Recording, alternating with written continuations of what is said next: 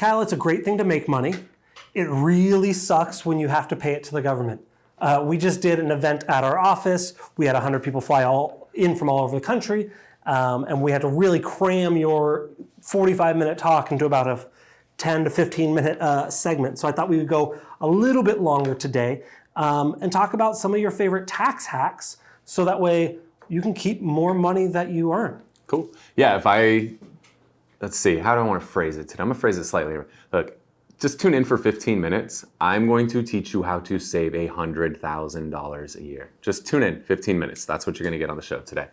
My name is Kyle Whissel with Whissel Realty Group and eXp Realty here in San Diego. Welcome to the Whissel Way podcast. My name is Bryan Koci. The goal of the show is to give you the tools, techniques, and tactics to go out there and crush it in your business. The way we like to do that is to answer the questions you have for us. If you ever have a question, you can always go to thewhisselway.com, thewhisselway.com, ask us questions, subscribe to the podcast and YouTube channel, join our private Facebook group and email newsletter to get tips and tricks. And if you want to level up your content creation course, you can get dialed in with the Media Mayor Mastermind. Bryan and I will teach you everything we've learned about creating content, audio, video, social, podcast, the whole deal. All of that at thewhisselway.com.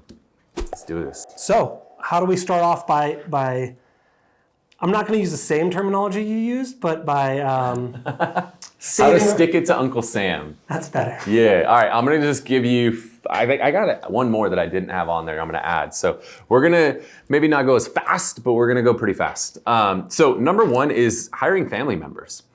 There's two primary opportunities to do this. There are your children and there is your spouse. So you can always hire your children or your spouse to be a part of your company. Now, obviously they should do something for you. Like my daughter, guess what her job is? She sorts mail and she shreds. That's her job. Think about this. Like if your kid just does that for like 15 minutes a day, 7 days a week, plus 1 hour a week they spend shredding, like your kid is spending like 3 hours a week working times 52 weeks, right? They're spending 150 hours in your job. Like you can pay them for that time, even if that's all they do is like they get the mail, they sort the mail, they shred for you. Like that's a job. You can totally do that. That is very legitimate. You can pay your child for that. In fact, you could pay your child up to $14,060 in the year 2024. And if your child is under the age of 18, they don't even have to file a tax return. You don't have to put them on a W-2. You don't even have to 1099 them. It's that easy. Now, a little bit of complication, you can't pay them directly. You're going to pay them through what's called a family management company. If you want to learn more about family management companies, go on YouTube, go on ChatGPT, Google, or ideally, maybe like call a financial advisor, CPA, somebody who can help you with that. But if you pay them $14,060 or less, they don't have to file a tax return, therefore they don't have to pay any taxes. So now the money goes in their account. They can use that money to buy all the things they want to do. Next time your kid wants to go to Disneyland, they can pay for their own ticket. Next time your kid needs a new set of AirPods, your kid can buy their own AirPods. And my kid loses hers all the time. I think my 2-year-old destroyed my 8-year-old's headphones the other day. Like she can buy her own replacement headphones, right? Like they can spend all their own money. So pretty cool. Now the way that I've understood this, right? Your CPA, whoever signs your returns has to be cool with it. I've heard around age 7 is kind of that safe zone where you're not putting up big red flags. Could you get away with it if they're less than 7?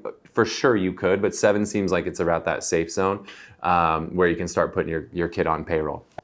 I've got a 5-week-old. Do you think that's cool? There's ways, right? There's ways to do it. That's a matter of how aggressive you want to get. But for those of you that are more on the conservative side, maybe like Bryan, 7 years old, cool. Once they get over 18, things change. You got to actually put them on payroll and all that stuff, 1099 them. Alternatively, you could also put your spouse on payroll. Like my wife has a number of jobs that she does for our company. She's on the payroll. Same thing. If she made $14,060 or less, that's the standard deduction federally. So she would avoid paying any federal income tax on that $14,060. That's pretty freaking cool, right? And additionally, I can set her up with a 401k. 401k, the limit's like $23,000 this year. So you could pay like the $14,060 plus $23,000 for a total of $37,000, $37,060.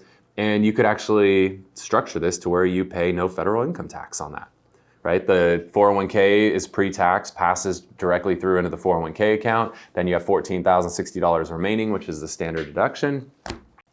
Is this only for spouse and kids? Can you do your brother, your sister-in-law, your grandparents? You could absolutely. I mean, right? It's got to be legitimate. They actually have to do some work. At least something you could prove they did if you got audited. But now, if you're paying it to them, like if you're paying it to your spouse, it stays in the family. You pay it to your kids, it stays in the family. Whereas if you're paying your brother, now your brother's got the money, but maybe you want to help your brother out or something. Or if you pay, and this isn't my case, but you pay it to your brother and he lives with you and then he pays rent. That's a circle of life. All right, good. Yeah. So there's a couple ways. And then also, if your family members are a part of your company, they also, when you maybe go on that trip to Hawaii to have a board meeting with your employees, right? Now maybe you can write off that travel to Hawaii. Maybe you can write off that hotel room that you had your board meeting in. There's some fun things that you can do with that. Going out to dining with your, the board. There's some things you can do there. So again, this is all up to you, right? I'm not a financial advisor, CPA, I'm none of those things. These are just learned a few things, been around for a while. You got to talk to your CPA, your financial advisor, and make sure they're comfortable with all this. I'm not signing your tax return, they are. All right, number 2 on the list is your vehicles. There's 2 ways to save money on taxes with vehicles. There's the simple way, which is just to write off your mileage. So you track your mileage, everything that you drive for work. Commuting to and from the office does not count, unfortunately. But we're in the real estate industry. We're in the car a lot, going to and from listing appointments, open houses, showings, signs, grabbing lock boxes, all that stuff. Like, you could just track all your miles. In 2024, you're getting to write off 67 cents a mile. So most realtors drive like 20,000 miles a year. That's 20,000 times 67 cents. I think that's 13,000 to 67. It's 13 something. 13.4? Yeah, 13.4 I think is what that number is. Like, that's a pretty sweet write-off. $13,400 write-off just for your miles. Like, that doesn't suck. Alternatively, you can go actual expenses. So part of that is you're writing off like your lease payment, your fuel, repairs, things like that. You could go that route. What I like to do though is I like to buy as opposed to lease. And when you buy, you can use something called Section 179.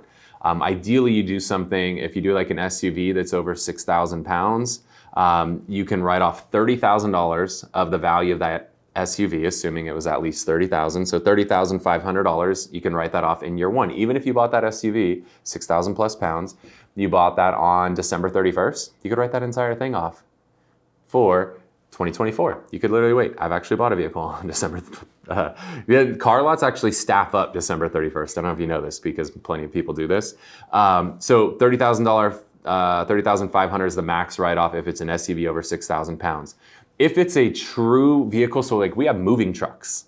Moving truck, I can write the entire freaking thing off. But SUVs, you're limited to $30,500. You used to be able to write off the whole thing. You've probably seen some videos on short form videos, TikToks and Reels and stuff saying you could go buy a G-Wagon for 150 grand and write it off. You can't. That's not true. So it's $30,500 is the limit. Now there is something called bonus depreciation. So you could then take the remainder. Let's say you bought a $100,000 G-Wagon. It's used, obviously. So take the $30,500. You got $69,500 left over.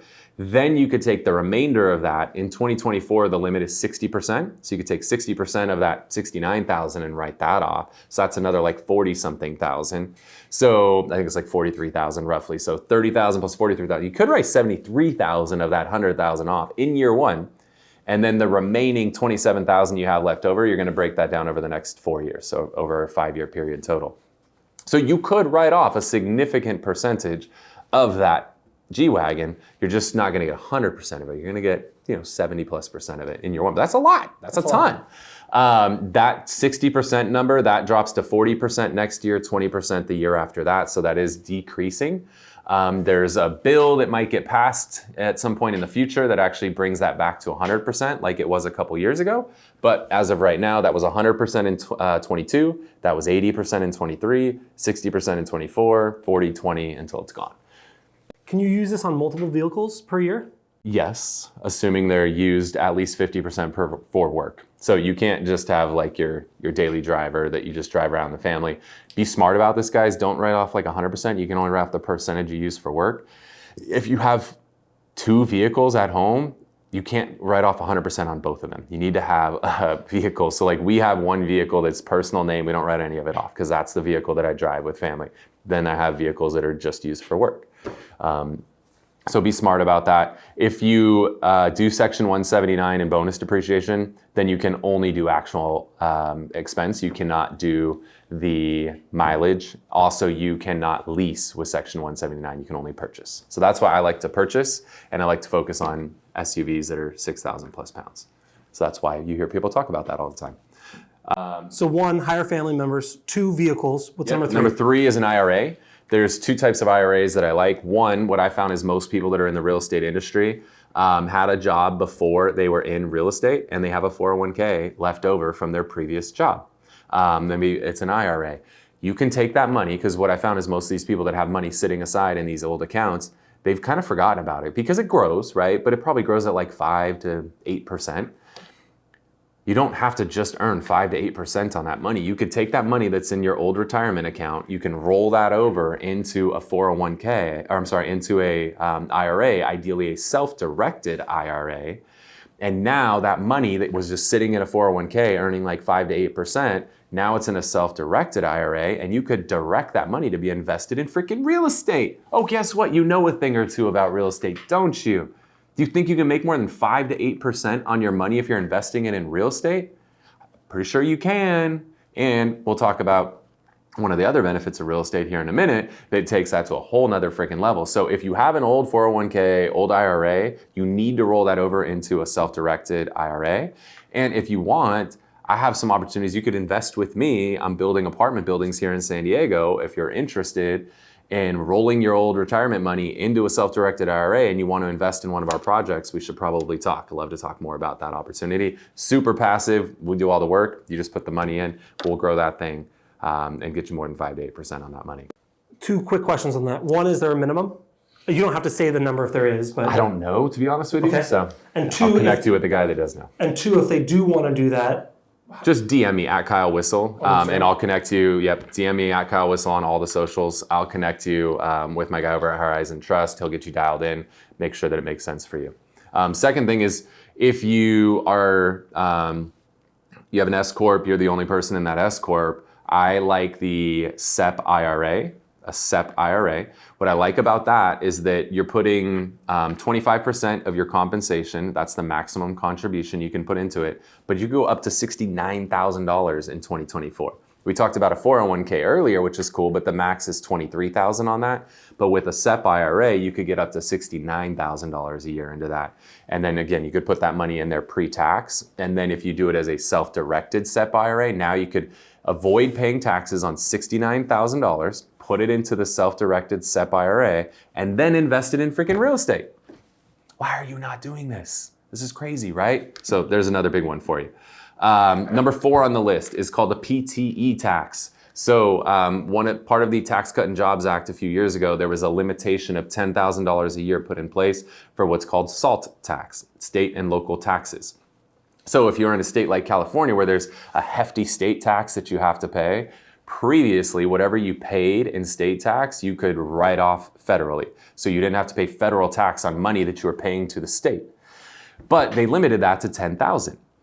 Well, what this does is it allows you to pay tax at the entity level so that you don't have to pay it at the personal level. So the way that this works is you take whatever your income is going to be whatever you project your net income to be, and you make this in 2 payments throughout the year. You take whatever your projected income is going to be and you pay 9.3% of that from your S corporation. So let's just assume you're going to make $100,000 net from your S corporation.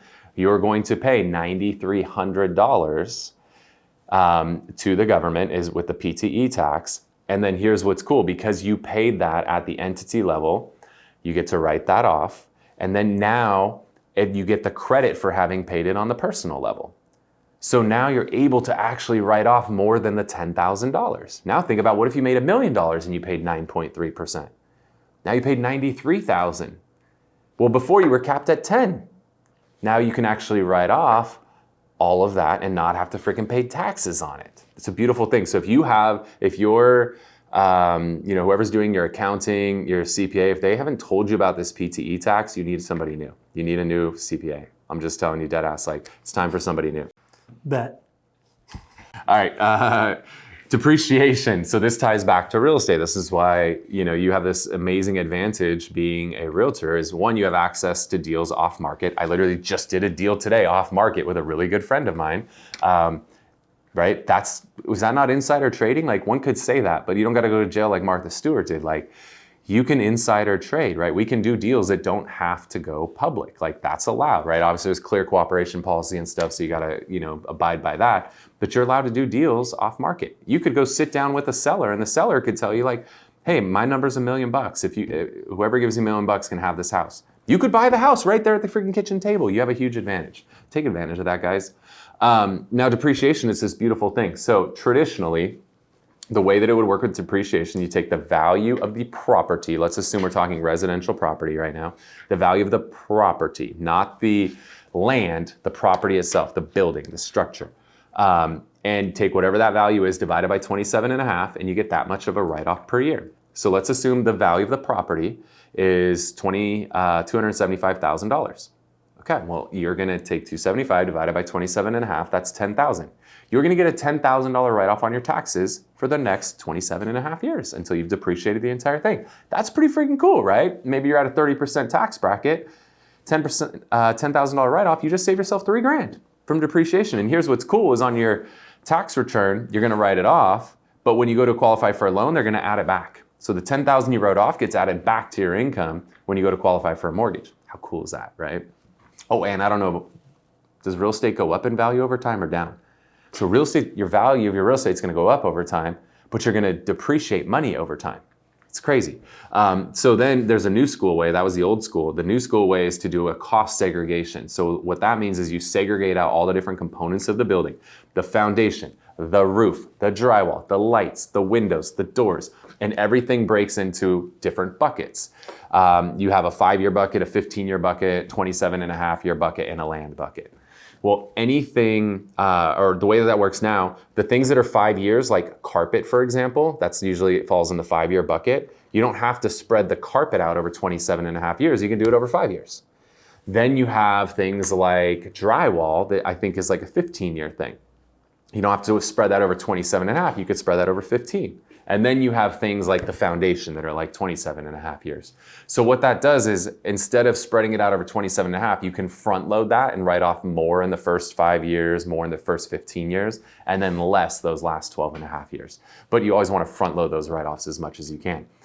That part's pretty cool. Then temporarily, we talked about bonus depreciation a little bit earlier. That now comes back into play. Under bonus depreciation, anything that fell in that 5-year, 15-year category, now you can write off 60% of that. So if you had a building that, let's say we had $100,000 of total value, and let's say 500 of that fell into the 5 and 15-year categories, you could take 60% of that. So you could write off $300,000 like this year, $300,000 this year. You don't have to spread it all out over 27.5 years. You could take 60% of whatever is in those 5 and 15-year buckets this year. So now you're really heavily front loading that. And again, that's 60% this year, 40% next year, 20% the year after. But depreciation is one of the number one ways that I mitigate my taxes, and most wealthy people mitigate their taxes, is by buying real estate and then using things like cost segregation and currently bonus depreciation. So you're buying appreciating assets, but then you're depreciating them on your tax returns to save taxes. It's an amazing thing. So you gave us 5: hire family members, vehicles, self-directed IRA, PTE tax, depreciation. Did you have a bonus one? Or? I'll give you 2 bonus ones really quick. All right, another one, Section 280A. 280A, also known as Augusta Rule. This one stemmed from Augusta, Georgia, where the PGA Tour plays a Masters tournament. I don't even know if it's PGA technically, whatever. It's the Masters tournament. Augusta, Georgia, happens every year. For some reason, they made this rule that says you can rent out your primary residence up to 14 days per year, and you don't have to pay tax as long as it's 14 days or less. So you can do it for 1 day, you can do it for 14 days, just can't do it for more than that. 14 days, tax-free. So You could short-term rent your house, right? You could just like rent it out for a couple weeks. Like when you go on vacation, you just short-term rent your house so somebody else can go on vacation and use your house. As long as you do 14 days or less, you could write off every dollar that comes in from those guests. You could take that money in tax-free. That's pretty freaking cool, right? Alternatively, you could actually have your S corporation rent your house. So now you're almost double dipping on this, right? Because you're renting the house out from a business level. So that's an expense that you're writing off from the business level. And then you're taking money in personally. And as long as it's 14 days or less, you're taking that money in tax-free. Now, you got to do this legitimately, guys. Like, don't just stroke yourself checks 14 times and claim that it was legit. Like we just had this week, we had my leadership meeting. So we had all the leaders come to the house and we did an all-day leadership meeting there. We take photos, we take videos. So if we ever got audited, we could prove it. We actually do an invoice. Kyle Whissel invoices, Whissel Realty Group. Whissel Realty actually pays the invoice, right? Like make this legit, don't screw around with it. We also do media days where we have all of our agents come up to the house. Brian, we need to plan one. We have all the agents come up to the house. We shoot videos at the house. Now, especially if you get audited, you're like, oh, well, we created 20 freaking videos that day. So media days, how do you determine how much it should rent for? Obviously, you could comp it out on Airbnb if you're doing like overnight rentals. If you're doing hourly rentals, which is what we do, there's a website called PeerSpace, PeerSpace, PeerSpace. Just go on there, find a home that's comparable to yours, figure out what does it rent for per hour, figure out how many hours you're gonna use it, print out that property, right? Save a PDF of it. Save that in case you ever get audited. So when you say that, hey, I rented the house out for $5,000 for 10 hours, you could be like, look, there's a house right around the corner for me that rents for $500 an hour. Boom, right? That's gonna stand up in an audit, especially if I'm like, here's the videos we created that day. So 280A, the Augusta Rule, amazing. The last one, number 7, you got 2 bonuses today. It's called QBI, Qualified Business Income. If you don't know what QBI is, fire your freaking CPA right now. QBI effectively will take whatever income you have left over. So if you have a S corporation, let's say you paid yourself $30,000 in salary, you got $70,000 left over that you took as a distribution, you could take 20% off of that $70,000 in QBI, just literally wipe out $14,000 in QBI and only pay tax on only the $56,000 will pass through to you personally and you'll pay the tax there. You could literally 20%. If your financial advisor, your CPA, your accountant, whoever, if none of them have mentioned QBI to you, fire them. If they have not mentioned the PTE tax to you and you live in a tax where there's state tax, fire them. It's time to level up, guys. With that said, I hope you got some freaking value out of this. Like if you didn't get value, if I'm not able to save you thousands of dollars with what you learned today, you probably didn't listen. And some of you might need to go back and rewatch this. If you did get value today, if you're listening on a podcast platform, hook us up with a review. Let people know, hey, this is some good shit. Maybe in your review, talk about which one of those tax hacks was your favorite. And if you're watching this on YouTube, hit the thumbs up button. Let YouTube know you're enjoying it. If you got a question, throw it in the comment section. If you want more of our content, hit the subscribe button, the little notification bell. YouTube will take care of the rest. Before we wrap up the show, we want to do a little something we call the Whissel Widget of the Week. This is something we utilize in our business. It saves us time, makes us more money, or just helps us have a little bit more fun. What do you got, Brian? Mine's kind of dumb. Oh, here we go. But to be fair, I just realized you have it too, so we're both kind of dumb. So my old phone case was falling apart because it was cheap and whatever. And so I was finally looking I've been watching some shows on my phone lately. And so but in the past, all the phones with the kickstands and all that sort of stuff blocked your wireless charging. And so I didn't want that. And so when I got this phone, I couldn't find anything. I looked again and I got a case that was $15, $20.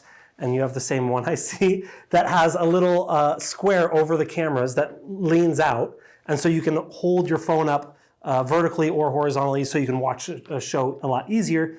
And it doesn't block the wireless charging port. So that was something I didn't know existed until I had a need. And so if you're looking for something like that, just look on Amazon. It was like the first one. So cool. The one that I will share with you guys, I actually just recently purchased a boat. and that boat is in a different state, and I need to get that boat shipped down to me. I'm not trying to drive my ass all the way up to Montana to go pick up this boat and drive it down. For Montana, I think it's like 17 hours, something like that. It's a long ass drive. I'm not trying to do that because that means it's like 17 hours each way, or you could fly up there and then rent a vehicle and bring it down. The cost to do a one-way rental on something that could tow a big boat is crazy. So there's a website, actually there's a TV show, I don't even remember what it was called, but that's where I learned about Shipping Wars, is where I learned about this, is a website called UShip, the letter U, ship, S-H-I-P.